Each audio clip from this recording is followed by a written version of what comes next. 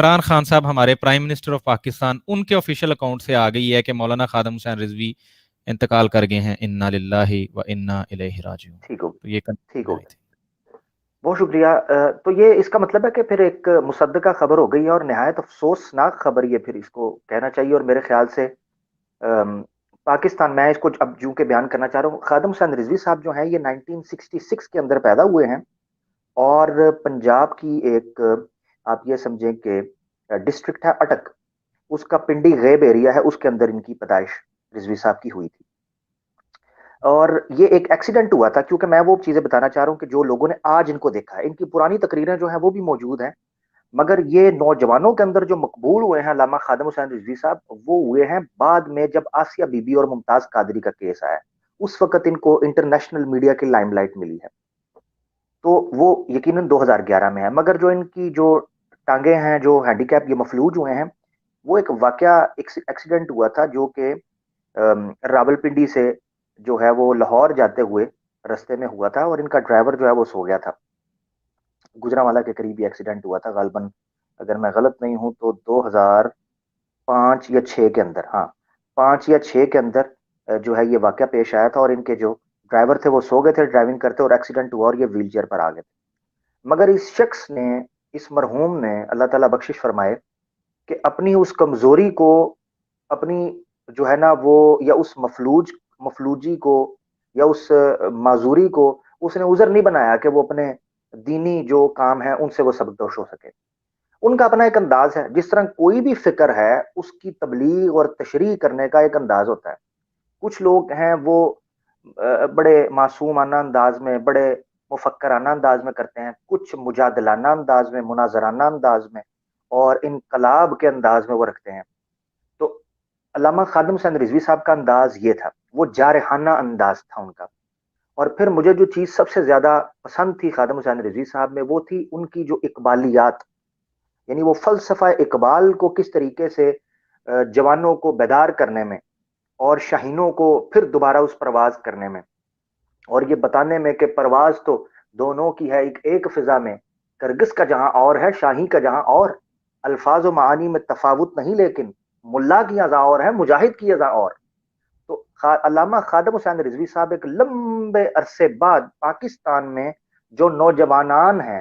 ان میں اسلامی روح کو، روح محمدی کو دوبارہ قائم کرنے کے لیے ایک بہت شاندار ذریعہ تھا. اختلافات ظاہری بات ہے، پرفیکشن تو کوئی نہیں ہے نا آقا دو جہاں صلی اللہ علیہ وسلم، تو ایک بڑا شاندار وہ ذریعہ تھے کہ مسلمانوں میں دوبارہ اسلام کی، ختم نبوت کی محبت اور نظریہ پاکستان کی دوبارہ. پھر نہ صرف یہ کہ وہ آپ کو پتا ہے کہ وہ پرو اسٹیبلشمنٹ نہیں تھے، وہ چاہتے تھے کہ اگر آپ نے اسٹیبلشمنٹ کو قائم، فوجی ادارے ہیں، عسکری ادارے ہیں، اسی طریقے سے ہماری انٹیلیجنس ہیں، سیکورٹی، تو ان کو نہ صرف یہ کہ نظریہ پاکستان کے اساس پہ کام ہونا چاہیے، بلکہ ان کو ڈیفینسو سے زیادہ اوفینسو میں کام کرنا چاہیے، جہاں نبی پاک صلی اللہ علیہ وسلم کی یعنی فارن پالیسی کو یہ بھی اس طریقے سے آپ یہ سمجھیں کہ کرٹیسائز کرتے تھے کہ مسلمانوں کو چاہیے، یا ان فوجوں کو چاہیے کہ وہ کشمیر کے معاملے پر کس طرح کی اسٹریٹجی ہو، فلسطین کے ایشو پر کیا ہو، پھر اگر کوئی ملک نبی پاک صلی اللہ علیہ وسلم کی شان میں کوئی گستاخی، بے حرمتی کرتا ہے تو اس پر آپ کا سٹانس. ابھی یہ ریسنٹلی جو دھرنے جس سے واپس ہیں وہ یہ ہے. اچھا، بہرحال حافظ قرآن تھے، شیخ الحدیث تھے، بہت زبردست قسم کے خطیب تھے. پنجابی کا ان کا لہجہ جھٹکا تھا، پھر اردو میں بھی تقریر کرتے تھے، فارسی میں مہارت تھی، عربی میں مہارت تھی. انہوں نے تحریک لبیک پاکستان جو ہے یہ بیسیکلی بنائی اشرف اسد جلالی صاحب نے، ڈاکٹر پروفیسر اشرف اسد جلالی صاحب جو اس وقت رہا ہوئے ہیں، ان کی موجودگی کے اندر بنائی انہوں نے. تو یہ دونوں نے مل کر 2011 میں جو سلمان تاثیر کا کیس تھا آسیہ بی بی کے کانٹیکسٹ کے اندر، جس کو ممتاز قادری جو ان کے پرسنل گارڈ تھے اس سارے کانوے، انہوں نے ان کو شوٹ کر دیا تھا، اور بعد میں انہوں نے کہا جی میں نے اس لیے کیا کہ گستاخی کرتے ہیں. اس کے ڈیفنس میں یہ پولیٹیکل ایک ریلی اور سٹرائکس اور مورچے اور اس کو لے کر چل رہے تھے. اس تناظر میں کافی ان کو جیلیں بھی کاٹنی پڑیں، ان پر نظر بند بھی کیا، پابندیاں بھی لگائیں، بین بھی لگا، ان کے کئی جو دفاتر ہیں ان کو بھی بند کیا گیا، اور ان کے ساتھ ٹیبل ٹاک بھی بہت دفعہ کی گئی. فیض آباد کا دھرنا اس تناظر میں قابل ذکر ہے، کیونکہ اس پر اسلام آباد ہائی کورٹ کا بڑا خطرناک قسم کا جو ہے وہ رسپانس آیا تھا, ورڈکٹ آئی تھی, جس میں انہوں نے کہا ہے کہ کس طریقے سے ان کو سپورٹ کچھ ٹی وی چینلز بھی کرتے رہے, انٹرنیٹ. ابھی جو دھرنا ہوا ہے اس میں کسی قسم کی میڈیا کوریج ان کو نہیں ملی. اچھا, جو قابل ذکر ایک اور چیز ہے وہ یہ ہے کہ انہوں نے جو پولیٹیکل, آپ یہ سمجھے کہ انٹری ماری تھی, پولیٹیکل انٹری وہ ماری ہے جب حلقہ NA 120 جو ہے, لاہور کا حلقہ تھا NA 120, اس میں جو ہے وہ نااہل ہوئے ہیں, ڈسکوالیفیکیشن ہوئی ہے نواز شریف کی. لاہور کا یہ حلقہ ہے NA 120, تو اس میں نواز شریف صاحب کی ڈسکوالیفیکیشن ہوئی تھی. اس ڈسکوالیفیکیشن کے نتیجے میں 3 بڑی جماعتیں مذہبی جو ہیں وہ ابھر کر سامنے آئی تھیں. ان میں سے ایک تھی ملی مسلم لیگ, جو کہ حافظ سعید صاحب ہیں, جن کے جو آپ یہ سمجھیں کہ چیئرمین جو ہیں وہ حافظ سیف اللہ خالد صاحب ہیں, اور جو کینڈیڈیٹ اس وقت تھا وہ یعقوب, جو کہ ادھر آپ کے کنگ ساؤتھ یونیورسٹی کے گولڈ میڈلسٹ ہیں, وہ کینڈیڈیٹ تھے وہاں پر. اسی طریقے سے خادم حسین رضوی صاحب نے, چونکہ اس وقت تک رجسٹر نہیں ہوئی تھی, اور اسٹیبلشمنٹ نے اس وقت کہا تھا کہ چونکہ ہم FATF میں کیس لڑ رہے ہیں, تو وہ مذہبی جماعتیں ایکسٹریم رویہ ہیں, یا جو عسکریت پسندی یا ریڈیکل یا ایکسٹریمزم قسم کا ان کا امیج جو ہے وہ ہے, ان کو کسی طریقے سے قومی سیاست میں, علاقائی سیاست کے دھارے میں لایا جائے, اور ان کو لیگلائز, یعنی ان کو بیسیکلی آسان سمجھ میں کہ ان کی تحریک کو قانونی دائرہ کار میں اور آئینی دائرہ کار میں محدود کیا جائے. تو خادم حسین رضوی صاحب کو اس وقت یہ آپشن دی گئی, اور اس آپشن کے کرنے میں ہمیشہ کی طرح عبداللہ گل صاحب, جو مرحوم حمید گل صاحب جو ہیں سابق DG ISI, ان کے بیٹے تھے جو ان کو لے کر آئے اس حوالے سے. اور پھر انہوں نے اپنا کینڈیڈیٹ کھڑا کیا جس کا نام شیخ اظہر حسین رضوی تھا. اور حقیقت یہ ہے کہ خادم حسین رضوی صاحب کی پہلی وہ انٹری تھی ان کی جماعت کی, اور اس انٹری کے اندر جماعت اسلامی کو شکست دی انہوں نے, پیپلز پارٹی کو شکست دی, اور دوسرے نمبر پر آئے. اور آپ کو پتا ہے وہ کنسوم نواز صاحبہ جو ہے وہ تو اس وقت وینٹیلیٹر کے اوپر تھی, مریم نواز صاحبہ وہ کر رہی تھی, تو سیکنڈ نمبر پر یہ جماعت آئی, اتنا ووٹ لیا. پھر اس کے بعد یہ 2018 کے الیکشن میں بھی آپ نے دیکھا ہر جگہ سے کینڈیڈیٹ کھڑے ہوئے. میرا مقصد یہ تھا کہ ان کا وہ سیاسی مذہبی سفر ہے, اور ایک ان کا پورا نظریہ ہے. ان کے نظریے کی 2 بنیادی اساسیں ہیں,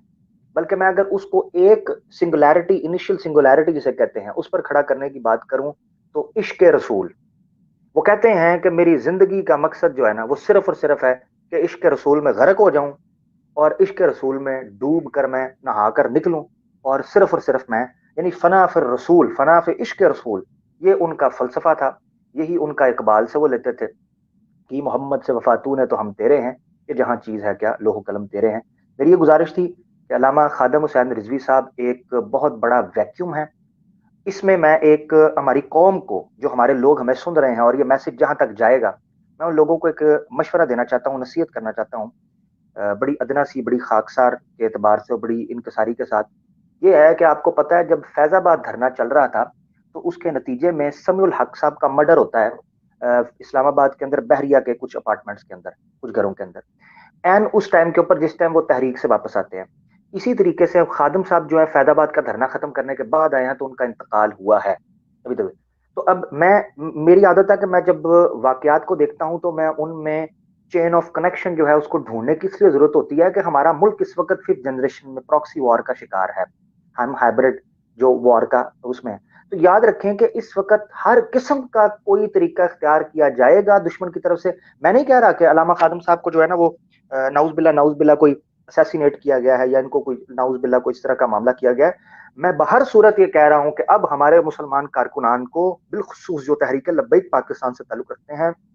ہمیں صبر کرنے کی ضرورت ہے, ہمیں ہمت سے کام لینا ہے, ہمیں اس مشن کو لے کر چلنا ہے کہ یہ پاکستان جو ہے یہ اللہ کے رسول صلی اللہ علیہ وسلم کے نام پر لیا گیا تھا, لا الہ الا اللہ محمد رسول اللہ کی بنیاد پر لیا گیا تھا. اب ہم نے اسی بنیاد کے اوپر اس ملک کو دولخت نہیں کرنا, اس ملک کو عدم استحکام کا شکار نہیں کرنا, کوئی املاک کا, جان کا, اور اسی طریقے سے دیگر اراضی ہیں ان کا نقصان نہیں کرنا. انا للہ و انا راجعون واذا اصابتهم مصیبہ قالوا انا للہ و انا الیہ راجعون. مومن وہ ہے کہ جب اس کو مصیبت پہنچتی ہے وہ کہتا ہے انا للہ و انا الیہ راجعون, بے شک اے اللہ ہم تیری طرف سے آئے ہیں اور تیری طرف ہی لوٹ کر جانے والے ہیں. بہت شکریہ.